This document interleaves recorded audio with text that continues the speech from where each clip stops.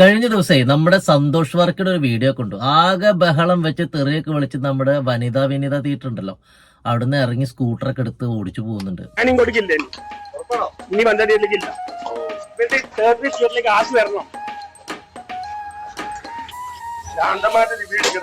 തിയേറ്ററിൽ തുടങ്ങിയാണ് ഞാൻ കേരളത്തിലാണ്.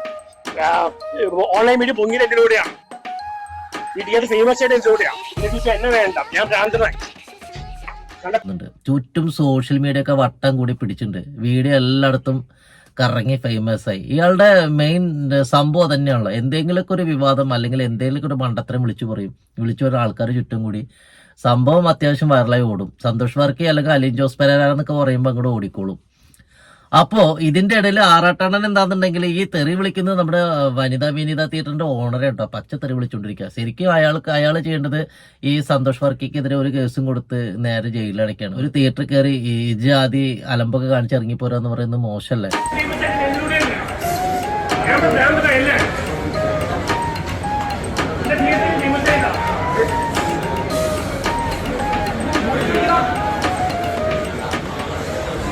ഒരു തിയേറ്ററിന്റെ ഓണറാണ് ഇങ്ങനെയൊക്കെ പറയുന്നത്.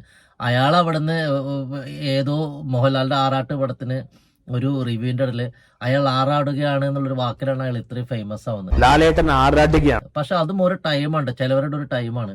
പ്രശസ്തിയിലൂടെ കുപ്രശസ്തിയിലൂടെ ആൾക്കാർ ഫേമസ് ആവും. എല്ലാവർക്കും പറ്റുന്ന കാര്യമല്ല കേട്ടോ, അതും നമ്മൾ ചിന്തിക്കണം.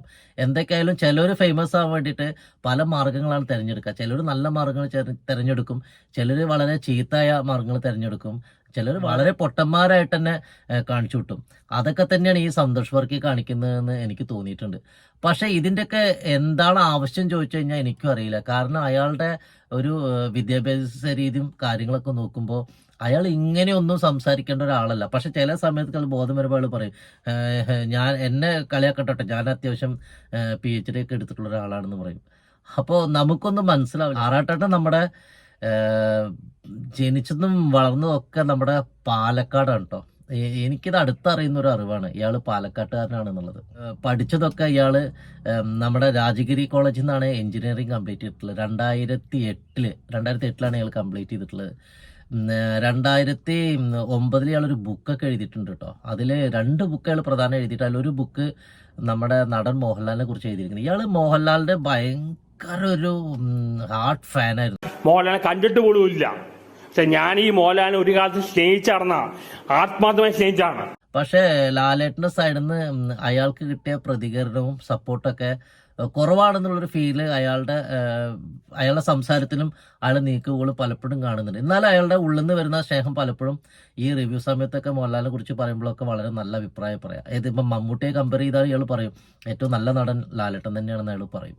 അത് അയാൾ പക്ഷെ ചിലപ്പോഴൊക്കെ ഒന്ന് പൊട്ടും. അപ്പോൾ മോഹൻലാലിനെ കുറിച്ച് പറയുന്നത് എന്താന്നുള്ളത് നമുക്ക് തന്നെ പിടുത്തം കിട്ടില്ല. പേഴ്സണൽ കാര്യങ്ങളൊക്കെ വിളിച്ചു പറഞ്ഞാൽ ആകെ നാറ്റിച്ചളയും. ഓഡിയനിൽ വലിയ സ്റ്റൈലിൽ മേക്ക് ഓവർ നടത്താൻ പോയതാണ്. ഇപ്പൊ എക്സ്പ്രഷൻ വരുന്നില്ല, ഒരു ഉണ്ടേ വരുന്നില്ല. ശരി, അയാൾക്ക് പണം ഉണ്ട്, ഇൻഫ്ലുവൻസ് ഉണ്ട്, പക്ഷെ അയാൾക്ക് എന്റെ അത്ര ബുദ്ധിയില്ല. ഇവൻ 2004 ഇവന്റെ മോഹൻലാലിന്റെ എല്ലാ സിനിമയും പൊളിഞ്ഞു കിടക്കുമ്പോ എല്ലാവരും ദിലീപിന്റെ പുറകെ പോയപ്പോ അന്ന് മോഹൻലാൽ തിരിച്ചു വരുന്ന ആഗ്രഹിച്ചോടാണ് ഞാൻ. അവൻ മോഹൻലാൽ പെണ്ണുപടിയായി ലോകത്തെ എല്ലാവർക്കും അറിയാം. അങ്ങനെ ഒരു 2 മുഖമുള്ളൊരു വ്യക്തിയാണ് നമ്മുടെ ആറാട്ടണ്ണൻ. എന്തുകൊണ്ടാണെന്നുള്ളത് അത് അയാളുടെ സാഹചര്യമാണെന്ന് എനിക്ക് തോന്നുന്നത്. ചില സാഹചര്യങ്ങളിൽ അയാൾ പ്രതീക്ഷിച്ച് കിട്ടാത്തതിലുള്ള ഒരു വൈരാഗ്യം, അതാണ് എനിക്ക് തോന്നിയിട്ടുള്ളത് കേട്ടോ. ഇനി പറയാനുള്ളത് എന്താണെന്നുണ്ടെങ്കിൽ ഈ ആറാട്ടണ്ണൻ ശരിക്കും പറഞ്ഞ പൊട്ടനാണോ? അയാൾ തന്നെ പറയുന്നുണ്ട് ഈ പൊട്ടനെ വെച്ചിട്ടാണോ എന്നുള്ളത് വനിതാ തിയേറ്ററിലെ ഉടമ പറഞ്ഞു എന്നുള്ളതാണ് അയാളുടെ ഫീല്. അപ്പോൾ ശരിക്കും ആറാട്ടണ്ണൻ ഒരു പൊട്ടനാണോ?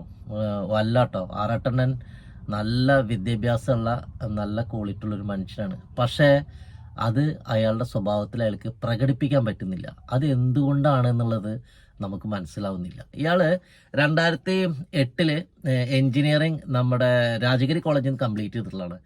അതുപോലെ അമൃത ഇൻസ്റ്റിറ്റ്യൂട്ടിൽ നിന്ന് ഇയാൾ M.Tech കംപ്ലീറ്റ് ചെയ്തിട്ടുള്ളതാണ്.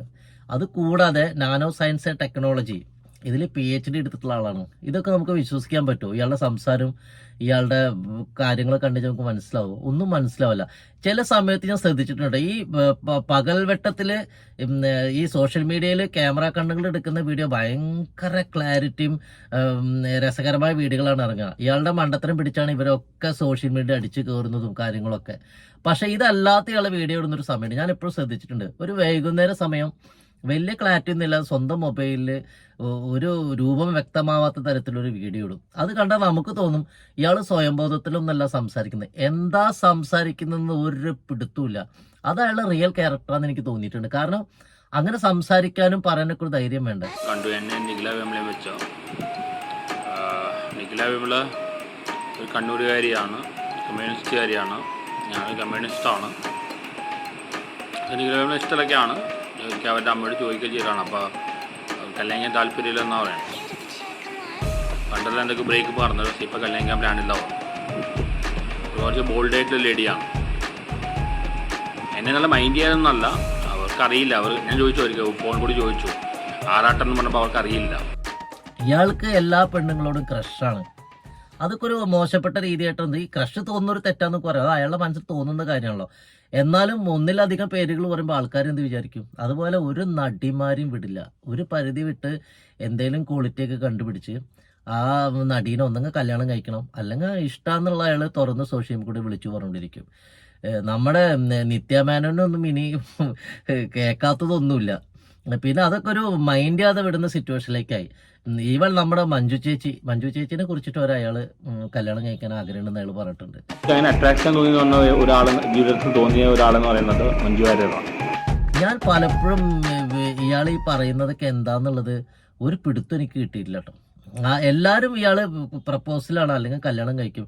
ഒരു ഇന്റർവ്യൂവിൽ ഇരുന്നിട്ട് ഒരു ഇന്റർവ്യൂ നടത്തുന്ന പെൺകുട്ടിയോട് ഇയാൾ ക്രഷാന്ന് പറയുന്നുണ്ട്.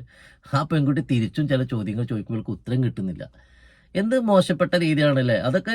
ഇയാൾ ഇത്രയും വിദ്യാഭ്യാസമായിട്ട് ഇയാൾ ഇങ്ങനെ ഒരു തലത്തിലേക്ക് എന്താണ് പോകാൻ കാരണം ഒരു പിടുത്തമില്ല. പിന്നെ ഇയാളുടെ പേഴ്സണൽ ലൈഫൊക്കെ ഇയാൾ പച്ചയ്ക്ക് വിളിച്ചു പറയുന്നതാണ്. ഞാൻ ചില സ്ഥലത്തൊക്കെ ഞാൻ പോവാറുണ്ട് നിങ്ങൾക്ക് പറയുന്നത് മനസ്സിലാവുന്നുണ്ടോ? മോശപ്പെട്ട സംഗതികൾക്ക് ഇയാൾ അറ്റൻഡ് ചെയ്യാറുണ്ട്, ഇയാൾക്ക് അങ്ങനെയൊക്കെ പോയിട്ടുണ്ട്. അതൊന്നും എല്ലാം നിങ്ങളോട് പറയാൻ പറ്റില്ല. എനിക്കും ഇല്ലേ വികാരങ്ങൾ ചോദിച്ചു കഴിഞ്ഞാൽ നമ്മൾ എന്ത് പറയാനാണ്? അപ്പോൾ ഒരു അന്തം കൊണ്ടില്ലാത്ത സമയത്താണ് പലപ്പോഴും ഇയാൾ സംസാരിക്കുന്നത്. അപ്പോൾ ഇയാളിപ്പോൾ ഞാൻ ചോദിക്കുന്നത് വനിതാ തിയേറ്റർ ഇയാൾ കാരണമാണ് ഫേമസ് ആയെന്നൊക്കെ പറയുമ്പോൾ ഒന്ന് ആലോചിച്ച് നോക്കി. ഒരു തിയേറ്റർ നല്ലൊരു രീതിയിലാക്കി കൊണ്ടുവന്ന് അതിന് പൈസ മുടക്കി, ഇപ്പോൾ നല്ല തിയേറ്ററും നല്ല ഫെസിലിറ്റിയും കാര്യങ്ങളും നല്ല സൗണ്ട് എഫക്റ്റും കാര്യങ്ങളൊക്കെ ഉണ്ടെങ്കിൽ ഓട്ടോമാറ്റിക് ആൾക്കാർ കയറും. അത് എവിടെയായാലും ഇപ്പോൾ തൃശ്ശൂർ രാഗം തിയേറ്റർ ആറാട്ടനുള്ളതുകൊണ്ടാണോ? അത് എത്രയോ വർഷം മുന്നേ ആ തിയേറ്ററിനെ കുറിച്ച് അറിയപ്പെടുന്നതാണ്.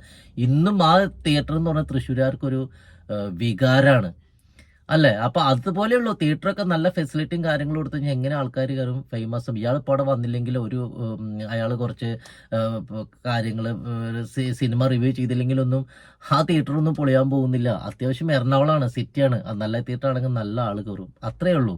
പിന്നെ അയാൾ എന്തുകൊണ്ടാണ് ഇങ്ങനെ പറയുന്നത് എനിക്കൊരു പിടുത്തില്ല. ഇതിനു മുന്നേ ഇയാൾ ലുലു പോയിട്ട് അങ്ങനെ ചോദിക്കുകയാണെങ്കിൽ ഞാൻ ചോദിക്കുന്നത്, ഇയാൾ ലുലു ബാത്റൂമിൽ നിന്ന് ഇറങ്ങി വരുമ്പോൾ ഒരു ഇന്റർവ്യൂ ഉണ്ടായിരുന്നു. ആരാട്ടണ്ണ എങ്ങനെയുണ്ട് ലുലു ബാത്റൂമിനെ കുറിച്ചിട്ട് എന്താ അഭിപ്രായം? സത്യത്തിൽ ഇയാളോട് ചോദിക്കേണ്ട ചോദ്യം അല്ലാതെ. പക്ഷെ ഇയാൾക്ക് ആകെ ദേഷ്യം വന്നിട്ടുണ്ട്. എന്നാലും കളിയാക്കാണോന്ന് ഇയാൾ തിരിച്ചു ചോദിക്കുന്നുണ്ട്. ലുലുവിലെ ബാത്റൂമിനെ പറ്റി എന്താ അഭിപ്രായം? അല്ലല്ല ചോദിച്ചോ, കാര്യം ചോദിച്ചോ. ക്ലീനാണോ? നമ്മൾ റിവ്യൂവിന്റെ ഭാഗമായിട്ട് വരണം മൊത്തം അറിയാൻ വേണ്ടിട്ട്. ഈ ലുലുവിലെ ബാത്റൂം ഒക്കെ ഇനി നാളെ ഇയാൾ പറയില്ല ഞാൻ അന്നത്തെ ഇന്റർവ്യൂ കൊണ്ടാണ് ലുലുവിലെ ബാത്റൂം ഒക്കെ അറിയപ്പെട്ടെന്ന് പറയാൻ പറ്റുമോ? അങ്ങനെ പറയാൻ പറ്റില്ല. സ്ഥാപനങ്ങളും അതുപോലെ ഇത്തരം കാര്യങ്ങളൊക്കെ സൗകര്യവും നീറ്റ് ആൻഡ് ക്ലീനും സർവീസും ഒക്കെ നോക്കിയിട്ട് തന്നെ ആൾക്കാർ കയറുന്നത്. അതിൽ ഒരാളുടെ സപ്പോർട്ടും വേണ്ട കാര്യമില്ല. പിന്നെ സിനിമക്കാർക്ക് ചിലപ്പോൾ ഇയാളെ യൂസ് ഉണ്ടാവും. കാരണം ഇയാൾ എന്തെങ്കിലും മണ്ടത്തരങ്ങൾ തന്നെ വിളിച്ചു തരും. ഇത് വട്ടം കൂടി ഇന്ന് കേൾക്കാനും സോഷ്യൽ മീഡിയയിൽ ഇട്ട് കഴിഞ്ഞാൽ സെർച്ച് ചെയ്ത് കേൾക്കാനൊക്കെ ആൾക്കാരുണ്ട്. അത് കാണുന്നത് എന്തുകൊണ്ടാണെന്ന് ഇയാൾ ചിന്തിക്കുന്നില്ല. കാണുന്നത് ഇയാളുടെയൊക്കെ മണ്ടത്തരം കാണാനും ഇയാളുടെ പൊട്ടത്തരം വർത്തനം കേൾക്കാനൊക്കെ തന്നെയാണ് ആൾക്കാർ ഈ തടിച്ചു കൂടുന്നത്. അത് കഴിഞ്ഞിട്ട് ഇയാൾ ഇടയ്ക്ക് ഞാൻ പറയും ഞാൻ PhD എടുത്തിട്ടുള്ളതാണ് എന്നൊക്കെ പറഞ്ഞിട്ട് ഒരു അലക്കാലൊക്കെ. എന്നിട്ട് ഇയാൾ പോവും, ഇടയ്ക്കൊരു കോട്ട് സൂട്ട് ഇട്ട് വരും. അപ്പോൾ എനിക്ക് തോന്നിയിട്ടുള്ള ഇയാൾ മണ്ടനല്ല, ഇയാൾ അറിയാതെ ഫേമസ് ആയിപ്പോയി.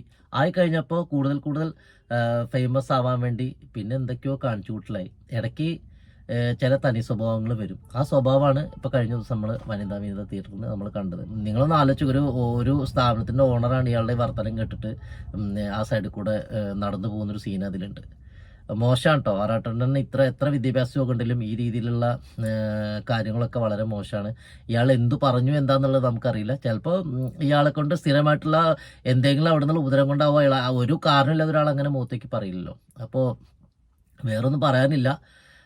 ആറാട്ടണ്ണൻ അത്യാവശ്യം അത്യാവശ്യം നല്ല ഫേമസ് ആണ്. ഇനി മുന്നോട്ട് അത്യാവശ്യം എങ്ങനെ സംസാരിക്കണം, എന്ത് പറയാമെന്നൊക്കെ ആലോചിച്ച് നല്ല രീതിയിൽ സിനിമ റിവ്യൂ ഒക്കെ പറഞ്ഞ് മുന്നോട്ട് പോവുകയാണെങ്കിൽ കുറച്ചുകൂടി നന്നാവും തോന്നും. കാരണം എന്നാലും ആൾക്കാർ ഇനി നിങ്ങളെ കാണാനുണ്ടാവും. കാരണം ഇപ്പം നിങ്ങൾ അത്യാവശ്യം മണ്ടത്തരങ്ങൾ കാണിച്ച് ഫേമസ് ആയി കഴിഞ്ഞു. ഇനി നിങ്ങളുടെ വിദ്യാഭ്യാസത്തിനനുസരിച്ച് നിങ്ങളുടെ ക്വാളിറ്റി നിങ്ങൾ പുറത്തെടുത്താൽ കുറച്ചുകൂടി നന്നാവുമെന്ന് എനിക്ക് തോന്നുന്നു.